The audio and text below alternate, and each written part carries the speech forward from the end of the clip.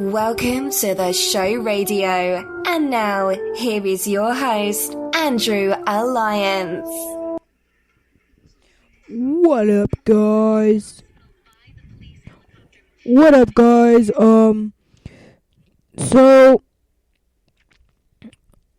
today we're doing talk radio. It is now 1 o'clock p.m. and we are gonna be doing our talk radio today. We're doing it a little different because stuff has been happening. Very sad stuff. So we're just hoping that it all goes well, and yeah. So you probably have heard, but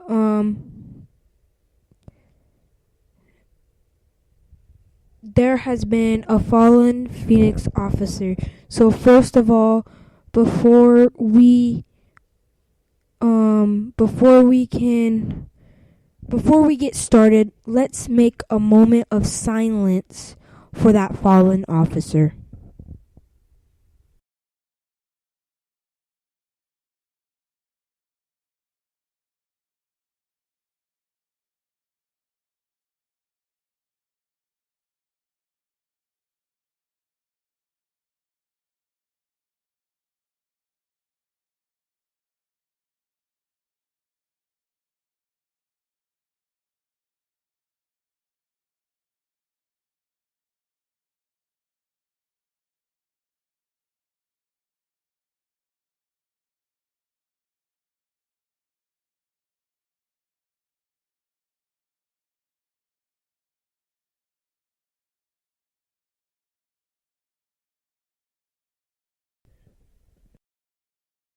So after that, I think we are good. But Lexia, I have my friend Lexia here, and Lexia, I just don't get this. I don't understand this. Why do people have to kill? I mean, you make bad choices, and so they made a bad choice, and instead of just getting punished for it and spending maybe 2 or 3 years in jail or prison, they had to kill an officer. So then if they would have lived, they would have had to live with that for the rest of their lives, but also got their own life taken because they had to shoot somebody. Lexia, I just don't understand. Well, I mean, I don't understand either. I totally agree with you, Andrew. I don't understand how people can just shoot each other. I mean, yes, the cop was offending himself. Someone was shooting a gun at him, and he had to pull his gun and show back. But he did not, the burglar did not have to shoot the man. And now they're saying he's pronounced dead and he was in the hospital for 20 hours. I feel so bad for this family. I just feel so bad. I don't know. It's hard. Like if I had kids and my husband was a cop and my husband was to die, I don't know what I would do with myself. You know what I mean? Of course. Well, we're going to go to a broadcast right now that they're broadcasting on a conference on the officer involved shooting. And so here they are. We have not really seen flown to the hospital by the police helicopter. Apparently, they wanted to get them here as soon as possible. And so the Phoenix police chief yesterday held a press conference here in front of St. Joseph's Hospital. Very little information was released. We have not learned, we do not know the police officer's name, identity yet. The police chief has only said that he is a 12-year veteran, that he is based out of the Maryvale precinct. And basically, he worked as a member of the neighborhood enforcement team, which targets specific situations situations in specific areas. We do know that he is 35 years old. We do know that he is married and has 2 young children. The police chief yesterday saying that the family is traumatized, as we can imagine, that the police officer was in extremely critical condition, that everybody, including the family members, were doing the best that they could to keep things together, saying that he has a great support system, again, and that they're doing everything that they can. They knew that everybody, that the staff here at St. Joseph's Hospital doing everything we can. Back out here live, Brian Acosta showing us one of the officers leaving the emergency room, heading into the SUV. And it may appear that none of these SUVs are leaving, but I can tell you, as one goes, another arrives. And so it has just been a constant show of support. We saw a couple of people here, a couple of members of the SWAT team just moments ago in the green jumpsuits. And so you're just seeing law enforcement of all types, law enforcement from all agencies coming out here and really holding vigil, doing what they can to show the family that they support and that they're offering support. And again, the officers coming and going and into the emergency room. So we received again word from the Phoenix Police Department this morning. It was shortly before 6 a.m. and the latest update that we received was that the officer remained in critical condition this morning, and that is also when the Phoenix Police Department extended a large gratitude to the community for the outpouring of support, saying once again that outpouring of support needs to continue.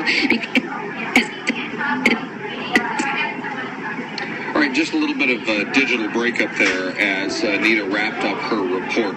We'll keep her on standby. As she said, there has been a steady flow of members of the force, family, and others who have been there to support this officer and his family as they deal with this shooting. Our Andrew Hasman is actually at Police Department headquarters, where, Andrew, I believe they're just about to get underway. Do you have just a moment to... Wow. Okay, well, I mean, that was just heartbreaking. It's just unbelievable. If you were able to be here in the show radio studio, we were all picking this up by video, and they were showing the victim's house, and it's just not right, Lexia. It's just not right. I don't know how people can live with this. He is in critical condition. And this video, this announcement that we're showing you is laid back. It was posted very few hours ago. And later in the video, you will find out that they pronounce him dead. I don't understand. I don't understand how they do this. We're going to go to the conference now, and here they are. Oh, here we go. Here's Chief Young. Good morning. Nothing's really changed. Okay, well, we are having difficulties, so... Oh, we got him back. South of 48th Avenue. Our officers met down the street, gathered information, met with the complainant on the call, and together responded to the residents. Unknown to the officers, the armed subject was seated in a vehicle in the driveway.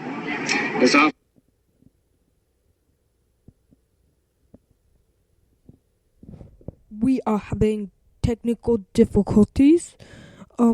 So we will get that live broadcast back as soon as possible. This is very, very, very, very important to all of us.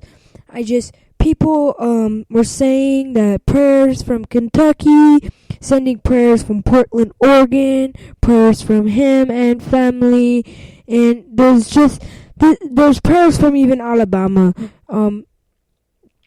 It's very, very, very, very heartbreaking that someone wants to have their future as a cop, and then when they're a cop, they're killed. I don't know why this is, and I don't know how this is, but we got the guy back, and here he is. and his partner positioned their police Tahoe behind the suspect vehicle. The suspect and exited their vehicle. The suspect began shooting, striking Officer Glasser. Officers returned fire, striking and killing the suspect.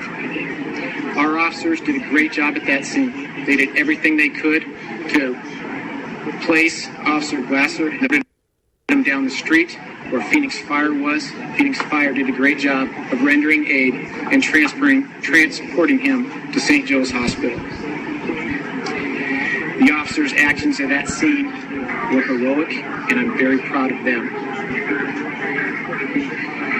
The Glasser family, his wife, Dave's parents, extended family and friends have left the hospital. They have said their final goodbyes to their loved one.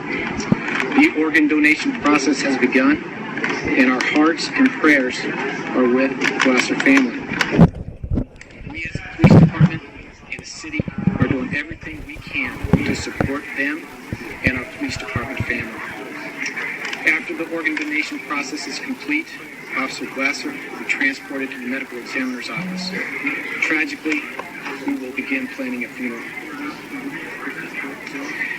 Officer Dave Glasser, serial number 8144. He was a great police officer. He served this department and this community for 12 years. He was a family man, a great husband and father. He and his wife, Kristen, have 2 young children, a boy and a girl. He's a native of Phoenix. He grew up here, went to Moon Valley High School. He graduated from ASU. He embodied what a Phoenix police officer is. He's connected to his community. He worked hard.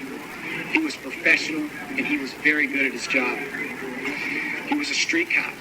He worked in multiple police precincts and served on the west side in Maryville and Estrella as a net officer for the past 5 years. He was an avid sports fan. He loved football. He loved all sports. He liked the Cardinals games, and he supported ASU in all their activities. Dave served his community, and he continues to serve right now as he is donating his organs for the betterment of people he doesn't even know. We lost a hero. We lost an outstanding member of our community, a father, and a great police officer. Dave was an inspiration to his family, to his co-workers, and to this community. I have met with many men and women of the Phoenix Police Department at the hospital, and they have shown tremendous support to the family. We are struggling with this loss. We ask that you, the community, the media, I know city management is behind us, to continue to support the Glasser family and this police department as we move through the next couple days. Again, this is a very sad day. Thank you. Appreciate your support. With that, I'll turn it over to the mayor. Wow, that's just very, very sad. Guys, I'm sorry to tell you this, but go to Fox 10 News and you can get what we're getting to you right now. Lexia, please just take over. Alright, guys, well, this is the end of Talk Radio. Go to Fox 10 News, like Andrew said, and you can get all of what we're giving you now. We gotta end this though right now. So thank you guys for watching, and bye.